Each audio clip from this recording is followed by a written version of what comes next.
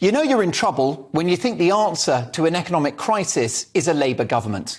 Don't forget the outgoing Labour Treasury Minister Liam Byrne in 2010, who left a jokey note to his successor in the coalition government saying, sorry, there's no more money left.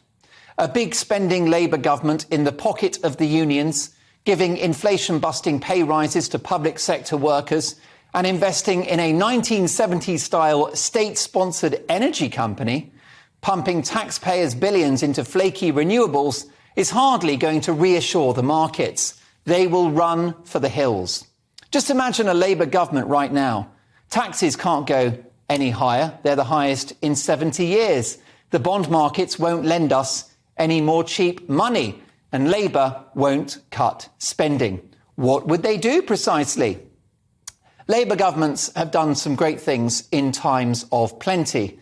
But when the country's on its uppers, the country usually shifts to the right, as they did in 1979 with working-class Brits voting for Margaret Thatcher, and they did so 3 times over.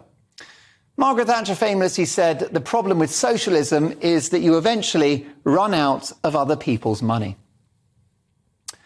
The only time a Labour government didn't panic the markets was under Blair, when in 1997 he kept Tory spending plans in place and kept taxes low, including the top rate at 40%.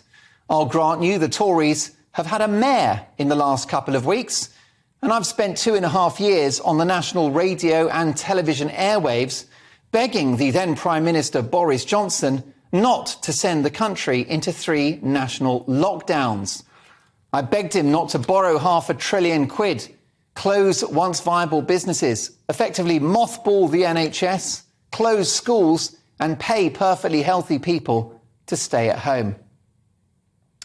But I won't take any lectures from Labour, currently squealing about our economic situation, given that Sir Keir Starmer, the cervix-free leader of the opposition, begged for this economic damage when he pushed so hard for lockdowns. He wanted more for longer. He wanted circuit breaker lockdowns and called Freedom Day in July of last year reckless. It wasn't reckless. Cases fell and it saved the economy. If Labour were in power now, we'd likely be getting ready for more COVID measures this winter, potentially with more vaccine tyranny, more masking, and more businesses closed down and more schools shutting up shop.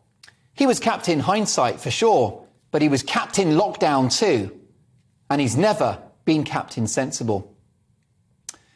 Keir Starmer owns as much of this mess as anyone else, having supported the disastrous COVID measures. Far from being the solution, Labour are part of the problem. Along with Tory rebels, Labour had enough votes to stop lockdowns, but they did not, and they called for more. A Labour government in 2 years' time would mean 5 years of big spending, big debt, high tax and low growth. If you think things are bad now, a Labour government will be out of the frying pan and into the fire. Be careful what you wish for, folks, because it might just happen.